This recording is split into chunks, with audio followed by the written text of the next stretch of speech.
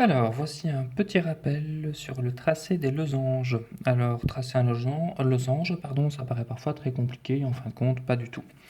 Alors, pour tracer le losange, j'ai besoin de connaître sa grande diagonale et sa petite diagonale. Alors, je vais commencer par tracer sa grande diagonale, c'est-à-dire dans ce cas-ci 8 cm.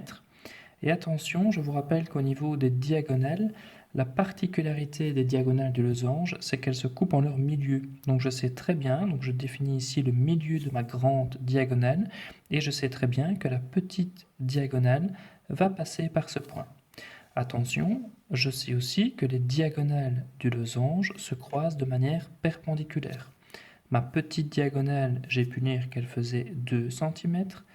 Je vais donc tracer ici une petite diagonale de 2 cm.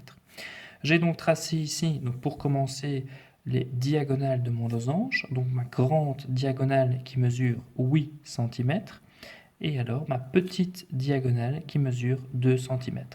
Je vois clairement que mes deux diagonales sont bel et bien croisées en leur milieu et de manière perpendiculaire. Je n'ai plus qu'à relier tout simplement. Alors encore une fois, le losange, parfois quand on le voit comme ça, on se dit oula, mais ça a l'air très très compliqué à tracer, alors qu'en fin de compte, pas du tout. Le plus important est d'avoir la grande et la petite diagonale. Voilà, donc ici j'ai terminé maintenant le tracé de mon losange. Je vais passer à un autre exercice, donc un losange dont la grande diagonale mesure 7 cm et la petite 3 cm. Alors je commence par tracer donc ma grande diagonale, donc 7 cm.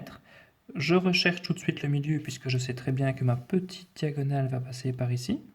Et ensuite, de manière perpendiculaire, je viens tracer mon autre diagonale, ma petite diagonale qui elle fait 3 cm.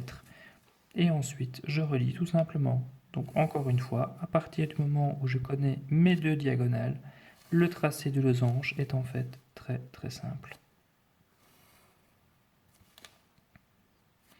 Alors, vous avez vu ici que pour que les choses soient bien claires, donc j'ai tracé mes diagonales en couleur et ensuite j'ai relié au crayon ordinaire. Maintenant, rien ne vous empêche non plus, et maintenant vous voulez tout faire au crayon ordinaire, de tracer vos diagonales en pointillés et ensuite de relier le tout avec un trait continu, comme ça au moins on voit bien la différence et le tracé bien propre. J'ai donc ici tracé deux losanges. Bon travail!